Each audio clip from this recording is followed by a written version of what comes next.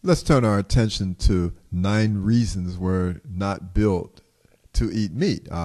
We can compare ourselves to herbivores and carnivores, and certainly we're more like the herbivores. For instance, the gorillas. The molars are flat so they can grind. The jaws don't open wide, no claws. Our bowel walls are full of pouches so that the vegetables can truly digest, and intestines are very long, and meat could cause putrefaction because of that. Whereas flesh eaters have very short GI tracts, and the meat can pass through quickly, and the bowel walls are smooth, and they have long, sharp claws and jaws open wide, as well as having long canine teeth. Also, herbivores have alkaline stomachs, whereas carnivores have highly acid stomachs to digest meat.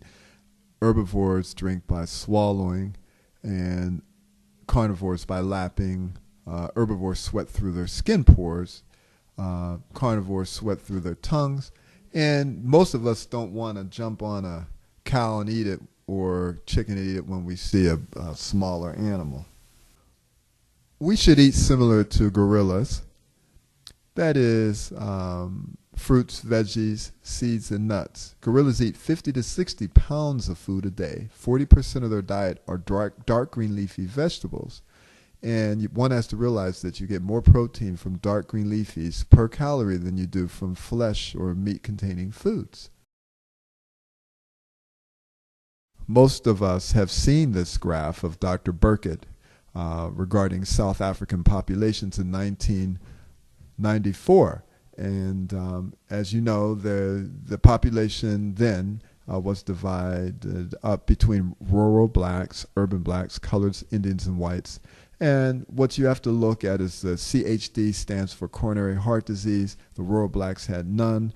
And then when they became urbanized, they started getting the risk factors for heart disease, namely obesity, high blood pressure, and diabetes.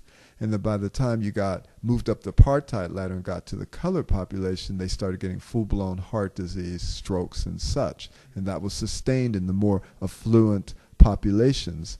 Also, you would notice that they didn't have dental problems, osteoporosis, and this is an extraordinary amount of information. Let's move on. So now we have a second graph showing that the rural blacks had absolutely no cases of lung cancer, breast cancer, colon cancer, stomach cancer, pancreatic cancer, nor prostate cancer. And as you go up, the more affluent populations, then these cancers manifested. I might point out that the rural blacks had endemic hepatitis B in certain areas, must have eaten something hot to get esophageal cancer, and also had some exposure to human papillomavirus, but apparently urbanizing, they had more exposure to that and other viruses. Moving to the next slide and graph, the rural blacks had a paucity or no non-infective bowel diseases, and that includes from hemorrhoids to irritable bowel syndrome to colon cancer. And I might note they had no ulcerative colitis, which you could extrapolate to other autoimmune disorders such as multiple sclerosis, lupus, etc., etc. And that might be because socially the environment was less inflammatory. Also want to point out that these numbers also apply to ancient Europe, ancient Japan, ancient China, Native American lands, etc. So you might look at a country, say for instance Germany or England, the rich folks were getting the congestive heart failure, the gout, etc. This is documented, whereas the poor folks who were eating the heartier bread and the more regular food, they didn't get those type of Western diseases as well.